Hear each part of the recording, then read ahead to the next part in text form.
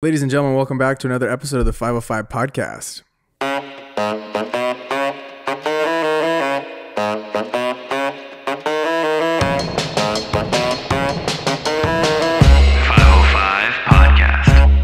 We got a one-handed crack to start us off. Yesterday at Air One, they gave us Yashak, make a better name. You know, start us off with a better name, but freehand. You see a dent? That's got to be in the nines. God, that was easy peasy. I'll let you guys score it. We're dying. I had mine this morning. It's not bad. It's good. What flavor did you get? I had mint. That one's pretty good. Your shack, huh? Yashak, make a better name.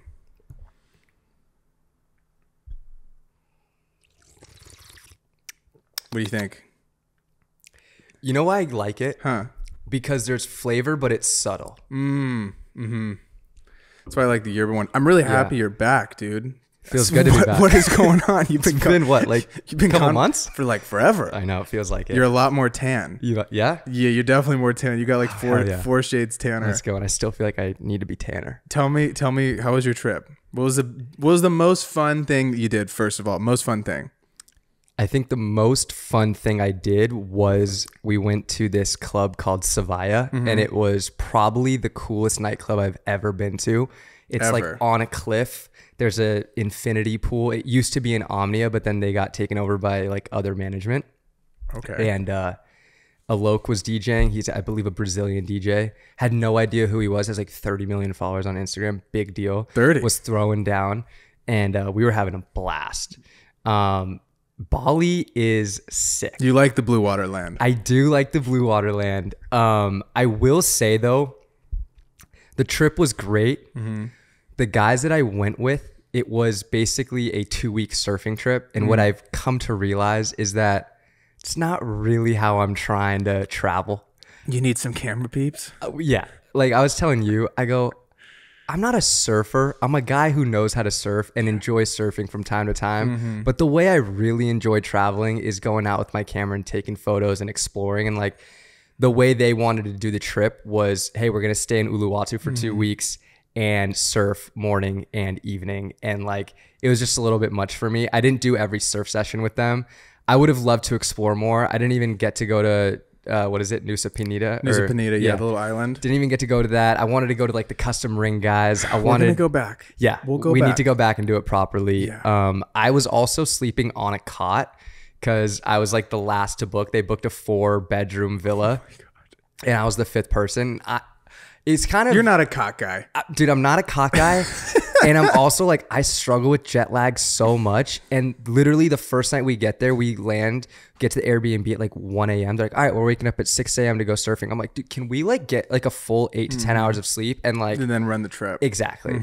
So I found myself kind of like enjoying it, but I was struggling with sleep. So I found myself anxious. I felt like there was days where I enjoyed it more than others. I got fucked up by the reef one day. You showed me your battle scar. You came back with a nice little pretty scar. Yeah, I got some good waves, and like surfing at Uluwatu is probably the coolest, like one of the coolest experiences Did you see the little Aussie babies out there? Little 6-year-olds just fucking shredding up. They're insane. Unbelievable. With the long hair, it's unreal. Yeah.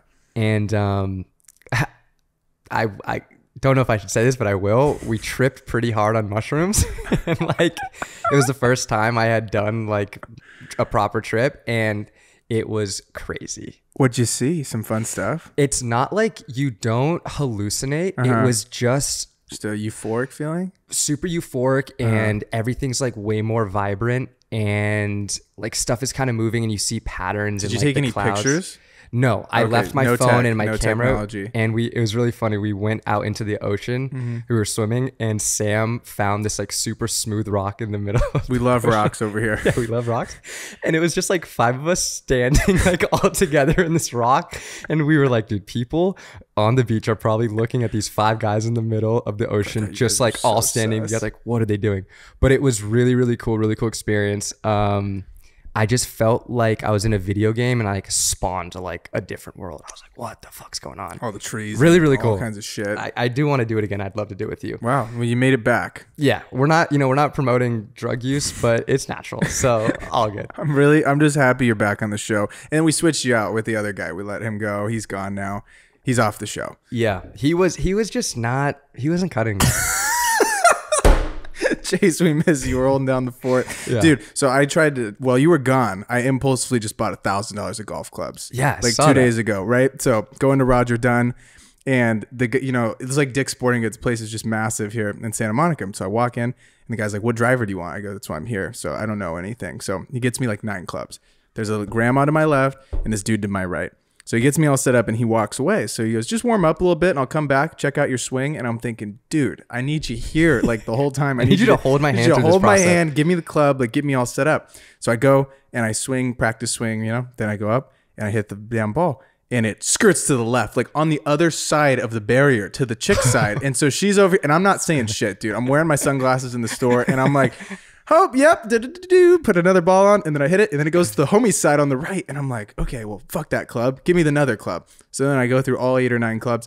I'm not hitting any of the clubs well, and I'm looking at them, and I'm just feeling vibes at this point, and I'm like, "This club right here is," he goes, "You hit well with it?" I go, "Yeah, it's a great club. And then I came home and our other roommate, Jack, was like, "What made you pick out this one?" And I'm like, well, after the 9 that I went through, I mean, this is the only one that goes a little straight. So I just copped it and now we're a golfer. So That's great. This is going to be a golf channel from now on. I love that. Yeah, I'm excited. We need to go hit the range properly. Yeah, because the last time we hit the range, Yeah. we told you guys, Kostas and I got all ready with Chloe, and we get out to the range, and then the range was closed. Oh, they Okay, didn't well, rent that's good. clubs. They didn't rent clubs, and we didn't have clubs. Yeah, and we Now- got there a little too late. Now I'm a golfer, so I love that. I'm really set up to go. I'm gonna need to test out your clubs. We'll take you, and it's gonna be great. And they also, dude, we held down the fort while you were gone, but this specific pod, yeah. can't wait for the people to hear what we got going on. Before we get into Yes, it, tell me. I forgot. I got you something. In No Bali. way. Yeah. You're kidding. So you're pretty big, right? Okay, yep. So I got you. I worked out at this gym called Bamboo Bali. It was like really sick. So Nice. I got you a cutoff tank. Oh, let's go. It's a size large. They didn't have any smalls. Yeah.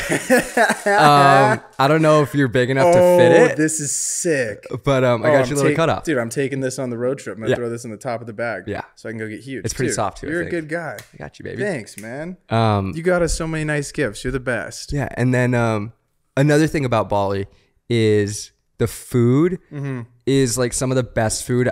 It's so cheap. So fresh. Every meal, it was like, yo, let's get every app on the menu, drinks, mains, desserts. I think the most we spent on a dinner was maybe like $35, $40 a person. And like we were eating like kings. Yeah. It was yeah. awesome. Yeah. Great food over there. The best part about the trip is the day I got back, I had to then send it to Austin. I was so tired and like jet lagged. Went out to Austin to shoot again with Loud Luxury for F1. But it was a really fun 48 hours. Like I did the show, and like middle of the show, I go up to the tour manager. I'm like, dude, I'm just so back. Like I was getting such good shots. I was like, we're back, baby. Didn't miss a step. You let me borrow your Ronin while you were gone. Yeah. And it was so fun, dude. It completely just changed my whole concept of the Ronin. I used to not care about the Ronin, be like, Yeah. no, the Ronin, whatever. Dude, the Ronin is a whole game changer for those of you listening. This is the thing though. It's for very specific situations. Totally. But the situations that it's good for, it rips. Yeah. And I'm super happy that you let me borrow it. 'Cause Yeah, it was so fun. Some of the shots you were showing me were like, oh, the butter. They were smooth. just crisp, dude. Yeah. It's something else. But I'm happy you're back. Yeah. And dude, let's just get into this. Totally. Let's get into this one. This is a jam-packed episode. Yeah, I'm really excited. So when I was in Bali, I watched an episode of the Colin and Samir podcast. Shout out Colin and Samir. We're like huge fans. Love them. Good guys. And they had Hassan Minaj on. And shout out Hassan Minaj and shout out Babin because Babin shoots for Hassan. And I was watching this episode and they were talking about such great, like they were just giving away such nuggets of information. And Hassan is he's such a like intellectual person and explains things and has a perspective on, and gives takes that I was like, damn, I didn't think about it like that. And he's so well at explaining things. So I was like, man, it would be so cool to share with you guys. We'll link the podcast, their podcast, so you can go watch the full thing. But I wanted to share some of the things that they talked about and then us give our take and our perspective on it. This is something that we haven't done before on the podcast, and we think it'd be really interesting to do with like podcasts and books and kind of like give you guys information that we like to indulge in and then kind of give our takes on it. Love it. Let's go. Okay. So they start off the podcast by talking about his special, and the way he opens his special is he's looking down the barrel of the camera and he goes, "Do you want to know a secret?" So he wanted to do this because he wanted to make it feel personal. Okay. And he also said something really interesting. He said he feels like the creators we watch online are the few people we make direct eye contact with. People don't like making eye contact nowadays. What is that about? I think we're just spending so much time on our phone, and it's so easy to like. I try and make it a point, dude. 100%. I try and make it a point to look, especially if they're talking to me. Yeah. I'm like, I'm going to give some subtle nods, you know? But I thought it was so interesting because he builds that personal connection with you right off the bat. And I think that we can relate that to like being a creator. And like specifically, let's say you're making like TikToks or Instagram reels to try to build your online presence. Cause I know that was one of the things that you guys, one of like the previous pods you guys did was like how to grow your presence. And I think that, of course, as creators, as photographers, videographers, you're going to make stuff where you're completely behind the camera and show your art that way. But if you want to build your personal brand and like have a connection with your audience, talking directly to the camera is so important. I think when you talk to the camera too, at first, when I was first starting, I'd be like, oh, I'm talking to like a million people in my head. That was what I was like thinking about, right? And I think that that's just the complete opposite way to think about it. I think you got to think about it like it's just one person that you're speaking to, and it's just like you and this other person that is the camera. And that made it so much easier for me to also way less pressure to just talk to one. It's just like you and me talking right now, you know, talk to one person, and it's so much more of a personable feeling because you can feel that when someone's like, "What's up, guys?" Like, da da da. It's not as intimate when they're talking like that, and they're like, "What's up, y'all?" Like, whatever. It's like, "Yo, what's going on?" It's just one person, mano y mano. It's so much more of a connection. And I think that's why I liked Casey and Christian Guzman so much. It's like I felt like when I was watching their vlogs that I was like behind the camera 100%, you know, and that's I feel like what made that connection so special. And then millions of people around the world also felt that way too. And it takes practice. If you if you're not used to talking to the camera, understand it's going to be a little bit uncomfortable at first, but the more you do it, the better you'll get. You've gotten something I admire about you is like you've spent a lot of time making videos where you're talking directly to camera, and I feel like you've gotten really, really good at it. Thanks. It's so hard. I was giggling because I told you guys, right, like during the pandemic, living at my mom's house, right,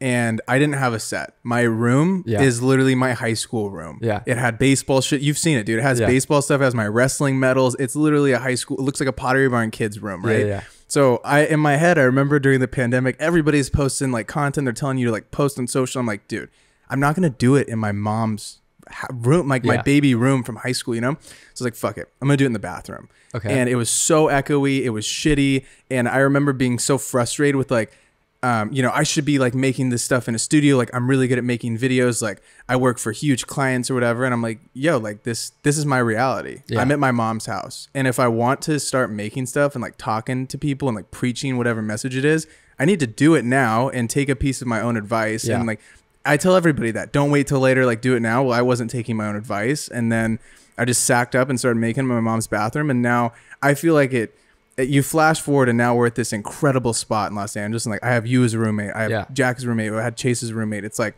that was because though, I feel like I actually took this step and started. I totally agree. I think like, and we'll get into this because there's another point that we're going to bring up later on in the pod, but like, it's so easy to get caught up and make excuses for like why you can't make something. But I love the fact that you were like, you checked yourself. You're like, I'm not taking my own advice. Yeah. Let me make videos regardless of like my situation, what set I have or what camera I have. Hassan starting his special off by asking the question, do you want to know a secret, is what we call a hook. And if you're making Instagram reels or TikToks, this is a great strategy to like draw the viewer in by starting your video off with asking a question. You got to do it. And I think that, you know, people have the attention span of a squirrel, right? And so like him starting off a comedy special like that is so different from what we're used to seeing. Like a guy just gets into a story, whatever. It's like he is so calculated. I think you guys should all go watch his specials on Netflix. Like, great. I had no idea before we went and saw him because Babin got us tickets to his show. I had no idea who he was. He is so good at talking and speaking. He's just has an incredible way of telling stories. And he also he hooks you in with that, right? It's like, I'm curious. I'm like, what is the secret, dude? And then he goes into this story and it's like, it's going up, down, left, and right, but you're following it so well. And then he hits you with a joke and you're like, oh God, he's so good at what he does. And like, you guys can take something from that. And Samir goes on off of that point and calls it starting the video off with a curiosity gap. And they try to bring that into each one of their videos as well. So like it gives the viewer a reason to continue to watch. Okay, so the next thing that they talk about in this pod episode, Hasan gives a great quote that I love. He says, "The best art to me pulls you into the living room." He then goes on and says like, okay, if I worry about if Colin is going to understand my joke about being Indian, then I'm insulting his intelligence, which I think is like so great and so true. And then Colin goes on off of that point and it's like, your specificity makes me believe you. Ooh, I like that. Yeah. Also, I mean, I think that we have to be authentic as creators. That's what makes people want to follow us and want to see what you're up to. It's like if all of us were the exact same, nobody would have, there would be no levels to this stuff, right? It's like you see the people that like completely change demographics of YouTube, like Emma Chamberlain, for example. That style of content of like just not giving a shit and just like her burping and like just being like her most true authentic self. Like people love that. They ate it up. They were like, oh my God, we're not seeing like this fake girl on Instagram who's like editing every single photo. She just literally woke up and is just taking us through her bedhead day of like her morning routine or whatever. And it's so important. It's like authenticity is always going to win. I think people are craving that now more than ever. I think that if you create something authentic, people are obviously going to resonate with it more instead of making art or making content that you quote unquote think people are going to like. I saw somebody post something this the other day, and I think you got to realize what people are wanting from your stuff. But I think you also have to have the mindset of like, yo, I understand that you guys like said thing, but you can't just always make everything for the machine. Right. Yeah. You got to make the stuff for you, what it is that you like, because that's what's going to like grow you as an artist. And I think that even, dude, I get caught up in the same game of like something works well. It's like rip it again, rip it again, rip it again. And then I'm not even making the stuff that I like to make. And we get swamped into this like never ending black hole of like, oh, I got to make it because that's what the audience wants. And it's like, you have to do a good job. It's the hardest thing to be a full-time creator. If you were just making stuff like on YouTube or TikTok or whatever, it's like, you have to have that relationship with your audience of like, yo, I know you guys like said thing or whatever, but this is what we're doing this week or what. And I think we've done a great job of that with the pod of like listening to what people want to do, 100%. But still also putting in like, oh, this is what we want to talk about this week, you know? And it's easy to like get caught up in the algorithm. You kind of can become a slave to the algorithm. And that's something that we're going to touch on because that's something that they touch on as well, like later on in the episode. Samir brings up a point that he watched an old interview about Hasan, and Hasan talks about how he doesn't feel like he has an Illmatic. Like he doesn't feel like any of his old work is like that great. How Nas has like his first album, Illmatic. Okay. One of the best rap albums of all time. Got it. But then Samir, because Hasan says that he doesn't feel like his old work is that good, but Samir argues that he feels like that laid the foundation. Hasan then goes in and talks about how like at that time between the ages of like 18 to 30 before he got the Daily Show, he wasn't booking anything in traditional media. So instead what he was doing was just, he got a group of his friends who are also like up and coming comedians, and they would make sketches on YouTube as like a proof of concept to show that they could write and produce and put out a sketch. What do you think about doing all of those types of jobs? So I think it's like super important. And Hasan then talks about, he goes on and he talks about owning the stack, which means the idea, the taker perspective, shooting it and distributing it. And I think we can relate this to being a creator. Let's say you want to be a director and you're directing feature films. Yeah. I think you should understand how to edit a video because you want to think about the edit in mind as you're like directing and making this film. Work with the editor after. Yeah. You should also have experience of being a DP because if you know how to use a camera, you're like, oh, we should use a 16 or a 35 or an 85 instead of a 50 or whatever it may be. And you're able to make those decisions more confidently as a director. So knowing how to do everything from like writing to shooting to distributing is so important. I think so. And it's like, even now, right? It's like me knowing just a little bit about lights is going to help your key grip or is going to help the gaffer that you hire that day. Or even the same thing with audio. It's like, oh, I want this to sound like this when you're talking to a sound engineer or whatever. It's so important. And even, you know, as you get bigger and bigger in this industry, you being able to know all of those little different jobs, it's called there's a word for it. It's called a Pareto optimal employee. It's basically where you're wide in a bunch of things and you're deep in one. So like for me, it'd be like, oh, I could color a video, not incredible. I could edit a video pretty well. I could shoot a video really well. I can sell something. I could market something, but I'm really deep in social media or whatever, right? So I think it's really important for you to think about what is going to be that thing for you. Yeah. You know, you got to try a ton of shit though too until we find said thing. I love that. Well, what's the word for it? Pareto optimal employee. I've never heard that. Pareto. I read it in a book. That's great. Yeah, it's a good one.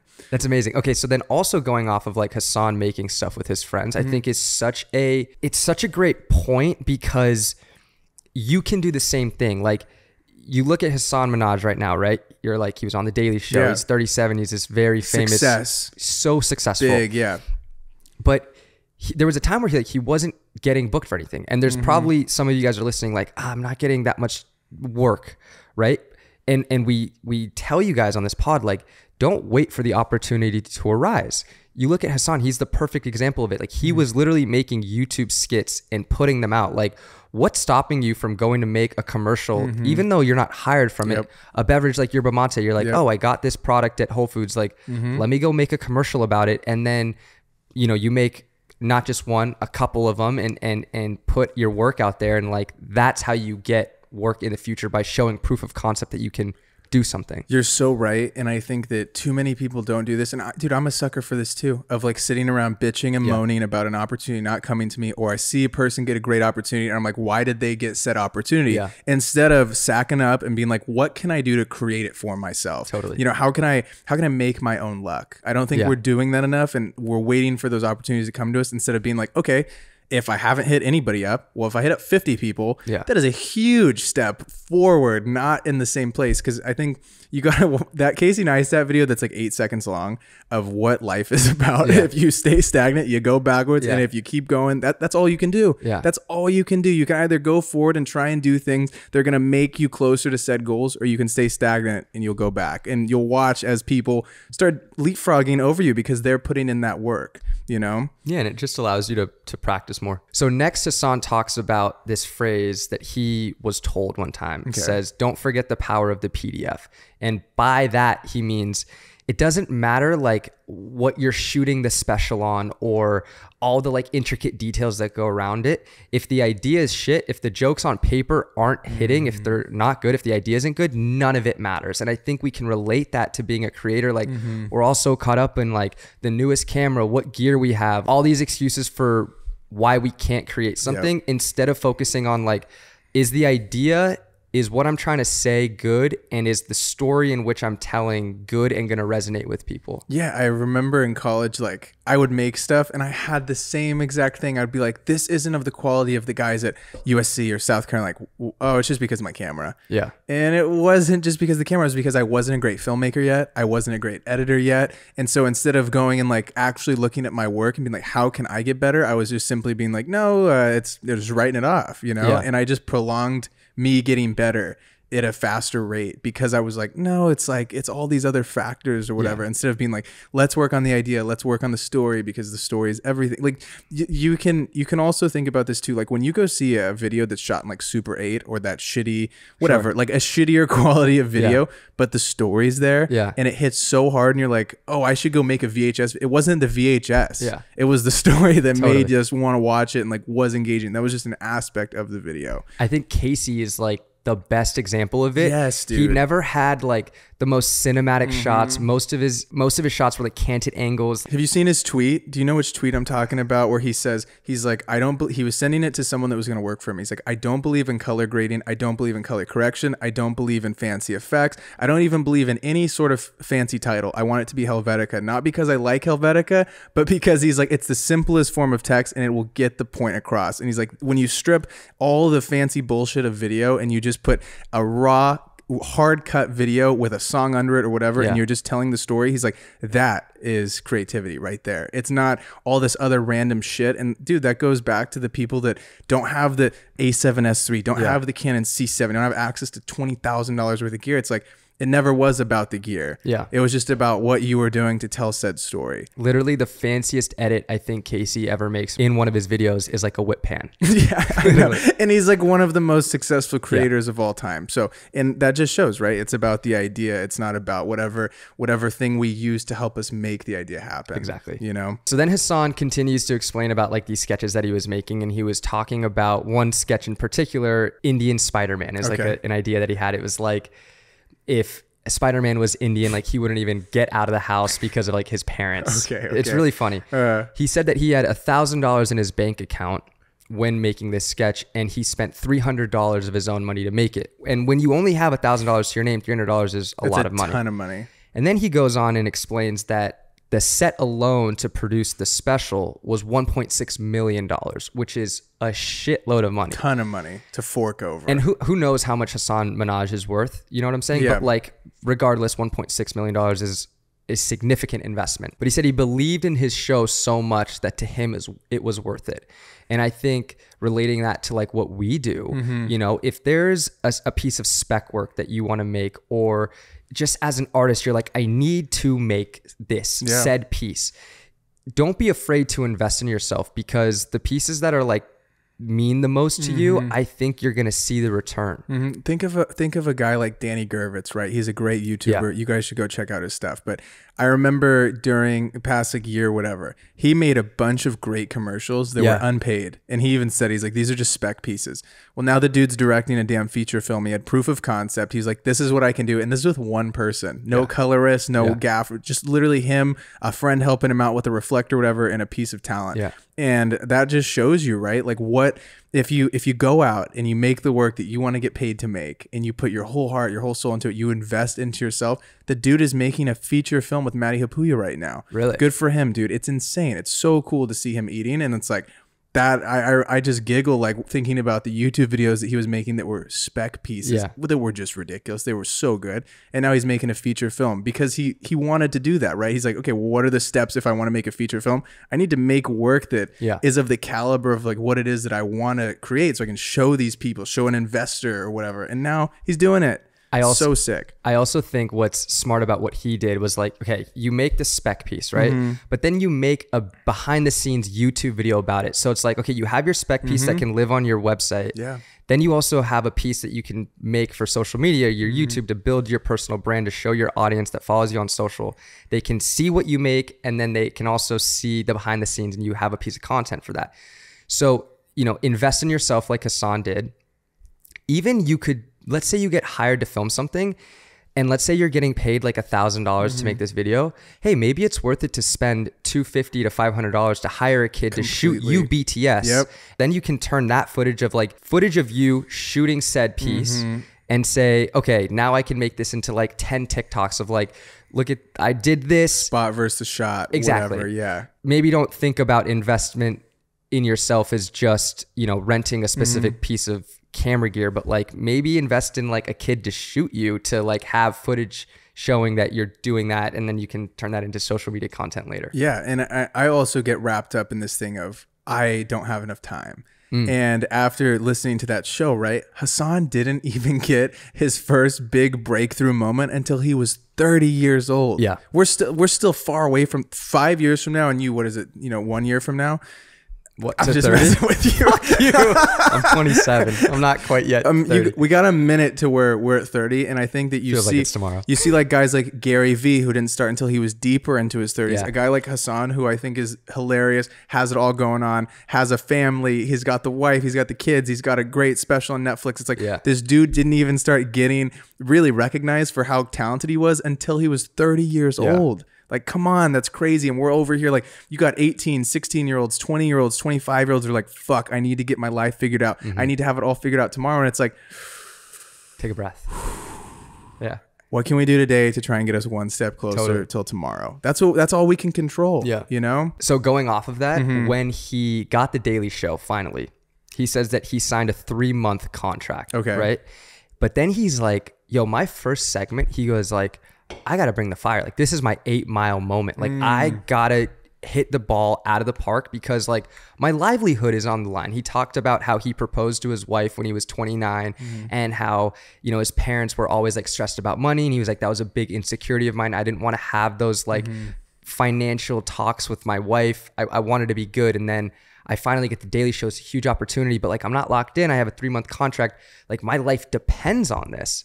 And he was like, I hit it out of the park, and like the rest is kind of history. Yeah. And we've talked about this a million times on the podcast. Like, you get an opportunity, you will get an opportunity. You know, you might not get an opportunity tomorrow, next week, next month, but you know, you put in enough work, an opportunity will arise, and you got to just get on base, like do well enough for the next opportunity to present itself. Yeah. And I think that, you know, it's so easy with social media to just open your phone and look at everybody that's doing better than you. It's the easiest thing in the world, right? And then you get down on yourself and you're like, I'm not doing X, Y, and Z.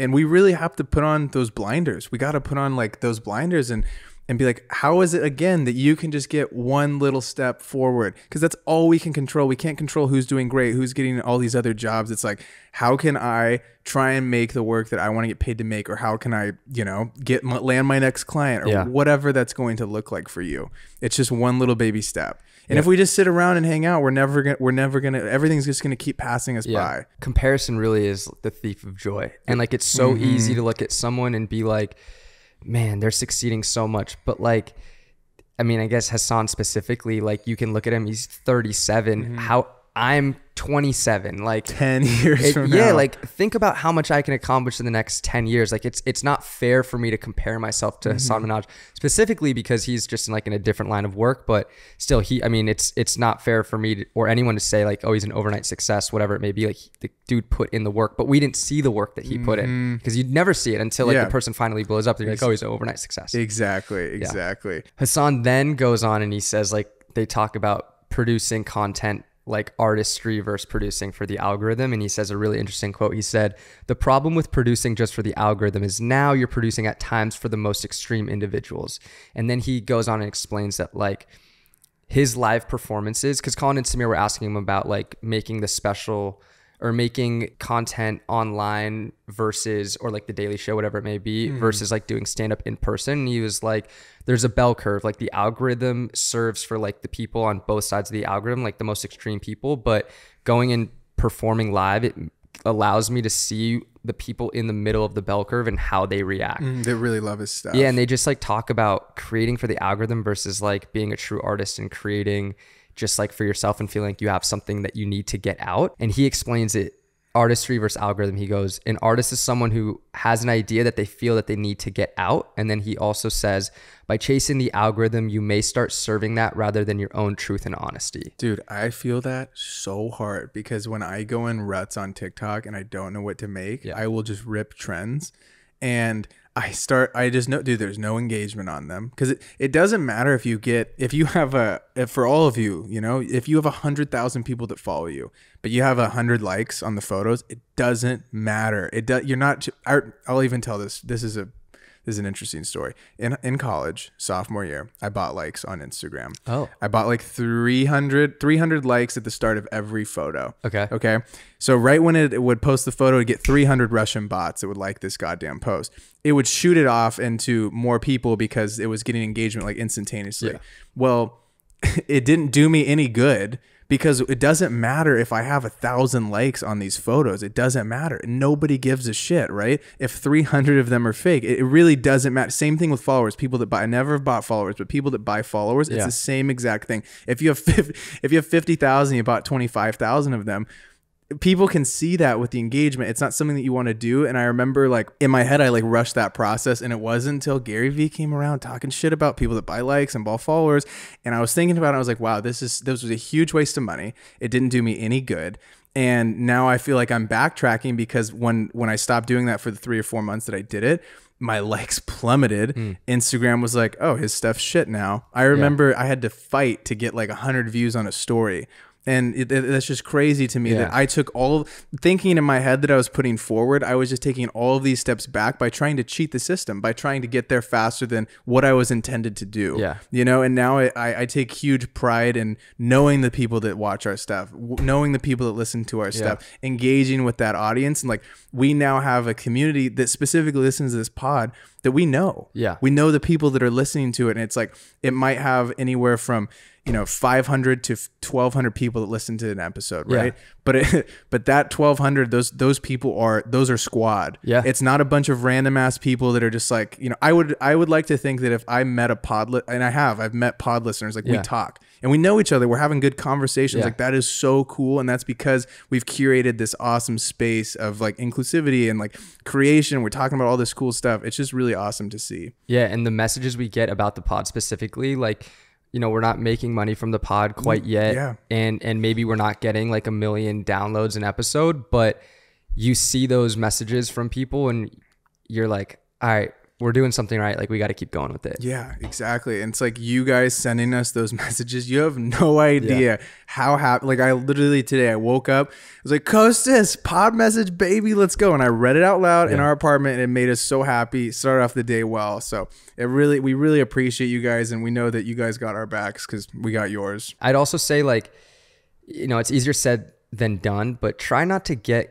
so caught up in the numbers. I wouldn't say like neglect them 100% because they matter. The numbers allow you to dictate what people are resonating with, but it's not the only thing that's important. And I'd argue, like, even specifically, like, I'd argue that like comments are more important than likes. Completely. I remember I made like 50 TikTok. This is insane because I only prolonged my own success with this. I made it completely. When I first got on TikTok in the summer of like 2019 in the frat house basement, me and Kyle making TikTok videos, I vividly remember that I posted like 20 videos, edits that I had. None of them got more than 10 views because I neglected whatever. So then I was like, fuck it. What's going to do well on this app? Skits. So I completely made this whole character, and like we were running with these videos. They got up to like 40,000 followers. Well, then I was like, dude, what am I doing? Like, I'm not going to be the next Trevor. I don't want to be the next Trevor Wallace. Like, I don't want to be a comedian. I don't want to like make skits about frat guys and then like rise that, you know, do that thing. I was like, I want to be a creator. I want to be known for being a creator. So I literally woke up and stopped. I posted every day for like months and months, like the whole pandemic. And then I just stopped, and I was like, I'm making a completely new account. And it just passed the other account 2 weeks ago. So it's great because I was just prolonging that though by like making this account and being like, oh no, like they don't like video stuff. No, that was the market telling me you have to change something, and me just not listening to it and being like, fuck this.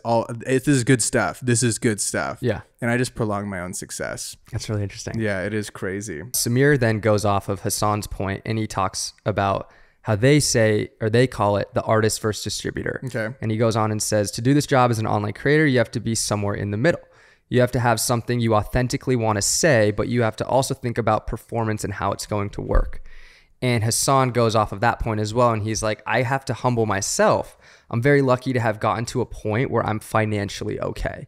And I think I resonate with that. And I think we can all resonate with that, is like, obviously we want to eventually reach a goal of like financial freedom and getting to a point where you're all good financially, to the point where you can say no to these jobs that like you're doing just for a paycheck. But when you're first starting out, you're not going to only be doing jobs that you're super, super passionate about. I think we've all been there where we're doing a job, a freelance gig just for the money. And you're like, fuck, I really don't want to do this, but like this money is either going to help me pay a bill or help me invest back into my business, buy camera gear, whatever it may be. I mean, I'm guilty of it myself personally, like on social media, taking on brand deals and promoting products that maybe I didn't believe in 100%, but it's like, you know, at the time I'm like, I kind of need that money. And it makes you feel kind of like grimy and not so great about it, because I was like promoting something that I didn't 100% believe in. But like, I think every creator goes through that struggle of like, fuck, I'm doing this like just for the paycheck. Yeah, dude. I remember when I was starting out, I had a little bit of an opposite mindset of, I remember once I got the Ducks job, anyone that would come to me for a video, if they weren't hitting like a pretty high number, I was like, no, I don't need that. And I called my cousin and we were talking about it, and he's like, oh, how's your business going? Like, da da da. And I was like, yeah, I just got offered for this like $500 video, but I don't do those anymore. I'm at 1,000 now. And he's like, oh, you're at 1,000 now. And I was like, yeah, that's the new rate. And he's like, okay, like, do you got more than $500 in your bank account? I go, no. And he's like, then you should do the damn video. And I was like, he's like, you don't have to post about it. He's like, but you need to help grow your business, right? Right now, you got to do whatever it takes to like help grow that business, and you need cash flow.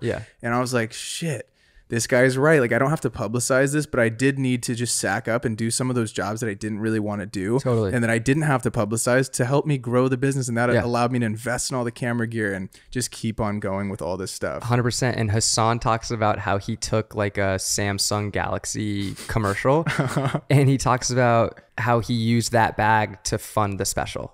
So insane. Like, you know, maybe you're doing stuff that you're not 100% passionate about or like don't 100% believe in, but like if you're using that money and that bread that you're getting to invest back into yourself to then propel you to a point where you are able to do stuff that you only really care about, I think then it's like, okay, that's fine. So then Hassan at this point in the interview kind of flips the script and is like, okay, so what with your guys' show, Colin and Samir, like what is one of like the North Stars that you guys have? Like, what's your why? Why do you guys do this?